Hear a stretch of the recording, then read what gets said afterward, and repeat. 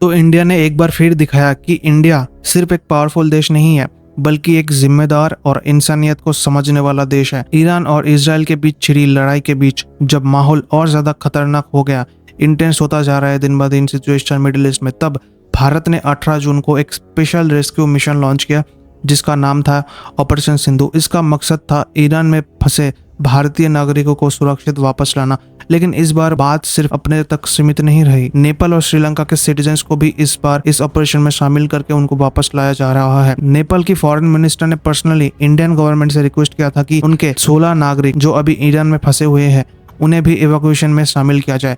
इनमें से 5 लोग ईरान की जेल में भी है जिनका इमिग्रेशन इश्यूज चल रहा था। नेपाल की फॉरेन मिनिस्टर ने Indian external affair minister S Jaishankar को टैग करते हुए एक्स पे ओपनली उनका शुक्रिया अदा किया। उन्होंने कहा कि इंडिया की हेल्प से नेपाल और इंडिया के बीच के संबंध और रिलेशन और गहरा हो चुका है। जब इजराइल और ईरान के बीच tension day by day increase हो रहा है, अभी रिपोर्ट्स आ रहा है कि इजराइल ने इस्पाहान न्यूक्लियर रिसर्च सेंटर और कुवम के मिसाइल और कमांड साइट्स पर फिर से एयर स्ट्राइक किया जिसमें टॉप ईरानियन कमांडर्स मार दिए गए। ईरान ने रिटेलिएट करते हुए 35 मिसाइल हाइफा पर कई ड्रोन्स के साथ फायर किया। कुछ बिल्डिंग्स डैमेज किए गए, कुछ सिविलियंस इंजर्ड हुआ, डोमेस्टिक डिस्प्लेसमेंट भी बढ़ गया है। तेहरान के 1 लाख प्लस सिविलियंस फ्ली कर चुके हैं। इस बीच इंडिया की ये मदद इंडिया के पड़ोसी लोग अभी नहीं भूलने वाले हैं। और सिर्फ नेपाल ही नहीं बल्कि श्रीलंका ने भी इंडिया से मदद मांगी और फिर इंडियन एम्बेसी ने तुरंत अनाउंस किया कि अब ऑपरेशन सिंधु में नेपाल और श्रीलंका के सिटीजन्स को भी रेस्क्यू किया जाएगा। एम्बेसी ने उनके लिए इमरजेंसी हेल्पलाइन नंबर्स भी शेयर किए हैं। ये एक मानवीय गेस्चर है जो क्लियरली दिखाता है कि भारत सिर्फ अपने लोगों का नहीं बल्कि अपने पड़ोसी देशों का भी पूरा ख्याल रखता है। अब तक के अपडेट्स के हिसाब से ऑपरेशन सिंधु के तहत 827 से ज्यादा इंडियंस को ईरान से सक्सेसफुली वापस लाया गया है। 2 मेजर रेस्क्यू फ्लाइट्स पहले ही दिल्ली लैंड कर चुके हैं जिनमें मोस्टली जम्मू एंड कश्मीर के स्टूडेंट्स थे।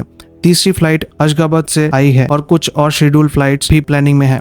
काफी स्टूडेंट्स ने बताया कि उन्होंने ईरान में काफी टेंशन और अनसर्टेनिटी फेस किया है, लेकिन गवर्नमेंट ऑफ इंडिया ने टाइमली एक्शन लेकर उनकी सुरक्षा सुनिश्चित किया है। ईरान ने भी इस मिशन में फुल कोऑपरेट किया है। ईरान ने अपनी एयर स्पेस इंडिया के लिए स्पेशल परमिशन के साथ ओपन किया जिससे रेस्क्यू प्रोसेस और स्मूथ हो गया। इस एंटायर मिशन ने एक क्लियर मैसेज दिया है कि साउथ एशिया में अगर क्राइसिस होता है तो भारत हमेशा पहला कदम उठाता है, ना सिर्फ अपने लिए बल्कि अपने पड़ोसी देशों के लिए भी। इस पूरे एवैक्यूएशन मिशन में इंडिया ने एक ग्लोबल रिस्पॉन्सिबिलिटी का एग्जाम्पल सेट किया है। जब दूसरे देश अभी प्लानिंग में लगे हैं तब भारत ने अपने एक्शन से प्रूफ दिया है कि वो एक ट्रू लीडर और रीजनल प्रोटेक्टर है। नेपाल और श्रीलंका दोनों ने ओपनली इंडिया का धन्यवाद किया और लोग भी सोशल मीडिया पर भारत की तारीफ कर रहे हैं।